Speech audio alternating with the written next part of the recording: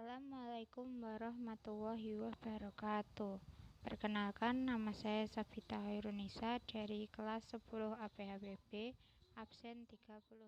Proses masuk dan berkembangnya Islam di Indonesia. Yang pertama, dijelaskan oleh teori Gujarat, teori yang beranggapan bahwa Islam datang ke Indonesia pada abad ke-13 yang dibawa oleh para pedagang Gujarat India melalui Selat Malaka.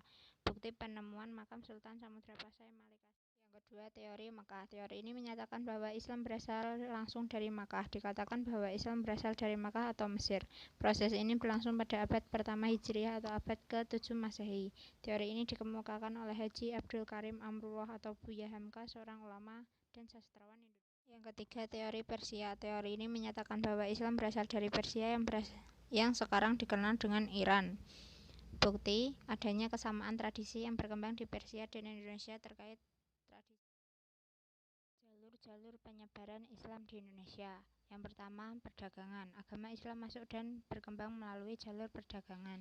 Hal ini diperkuat oleh letak Indonesia yang strategis sebagai jalur perdagangan. Para pedagang Muslim masuk ke Indonesia untuk berdagang dan mengenalkan Islam pada masyarakat Indonesia. Yang kedua, perkawinan. Para pedagang Muslim yang datang dan menetap di Indonesia kemudian berniat untuk menikah dengan syarat si perempuan harus beragama Islam terlebih dahulu. Bukti perkawinan Sunan Ampel dan Nyai Gede Manila Putri Tumenggung Wilatikta. Yang ketiga, tasawuf. Tasawuf merupakan ajaran ketuhanan yang bercampur dengan hal-hal yang berbau majis.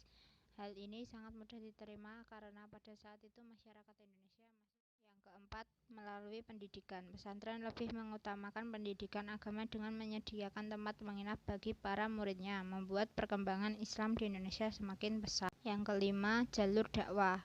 Wali Songo adalah tokoh penting dalam penyebaran agama Islam di Pulau Jawa. Wali Songo adalah orang-orang yang memiliki tingkat pengetahuan agama Islam yang sangat tinggi. Keenam, saluran budaya. Islam masuk melalui seni budaya seperti seni pahat, seni tari, dan seni sastra yang disesuaikan dengan adat dan kebiasaan sebelumnya sehingga mudah diterima masyarakat. Nama-nama kerajaan Islam di Indonesia. Yang pertama, Samudra Pasai. Samudra Pasai berdiri pada abad ke-11, berletak di pantai utara Sumatera.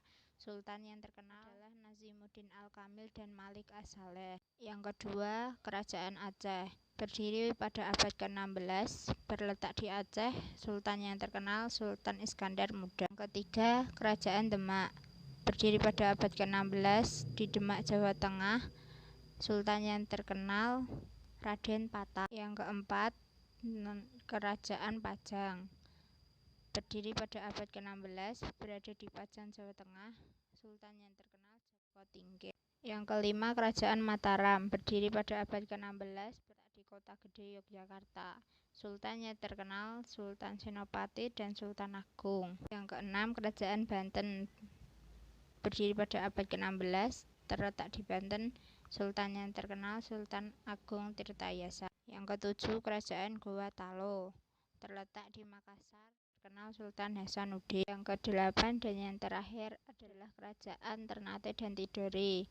Ternate berdiri pada 1257 dan Tidore berdiri pada 1322.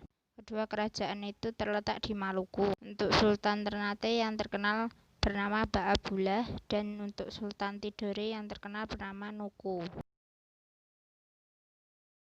Sekian presentasi dari saya. Apabila ada salah-salah kata, mohon maaf yang sebesar-besarnya.